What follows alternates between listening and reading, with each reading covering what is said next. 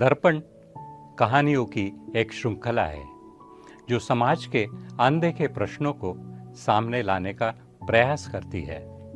हर कहानी एक आईना है, सोचने, समझने और बदलाव की ओर बढ़ने के लिए। मुझे अभी डॉक्टर राजन वेलुकर जी की कुछ बहुत ही खूबसूरत एनिमेटेड वीडियोस देखने का अवसर मिला।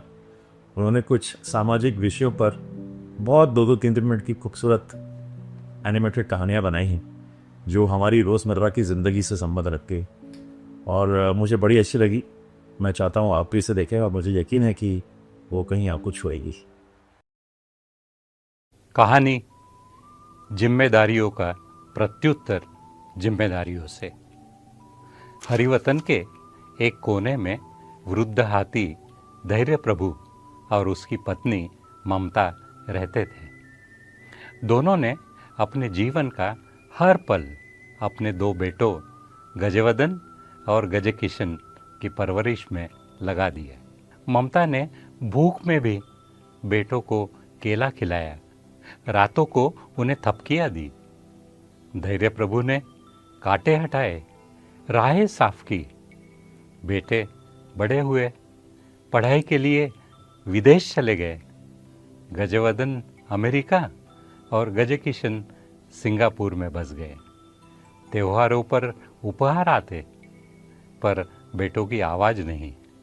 एक बार ममता बीमार पड़ी। पड़ोस के हिरण, तोता और लोमड़ी ने सेवा की। बेटों ने पैसे भेजे, पर समय नहीं। कुछ ही समय में ममता चल बसी। धैर्य प्रभु चुप रहने लगे।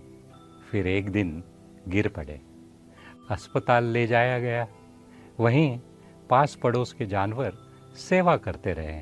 बेटों को खबर दी गई।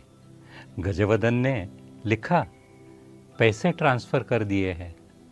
गजकिशन ने कहा, आईसीयू में डॉक्टर देखे, बस। पर वे खुद नहीं आए। कुछ ही दिनों में धैर्य प्रभु ने प्राण त्याग दिए।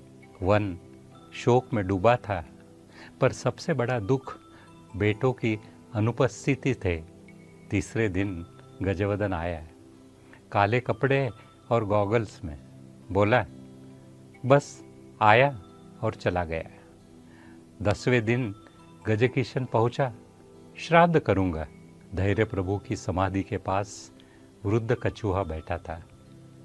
उसने बेटों से कहा, तुमने उड़ना सीखा, पर जड़ों को काट दिया।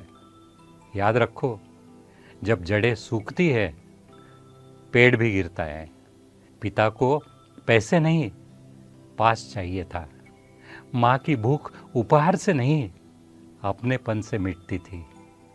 गजवदन की आंख से पहली बार पश्चाताप बहा। उसने पूछा, अब क्या कर सकते हैं?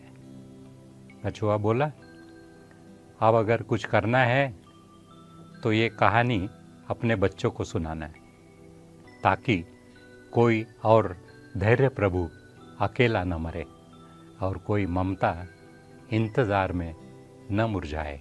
त्याग का मूल्य पैसे से नहीं, उपस्थिति से होता है।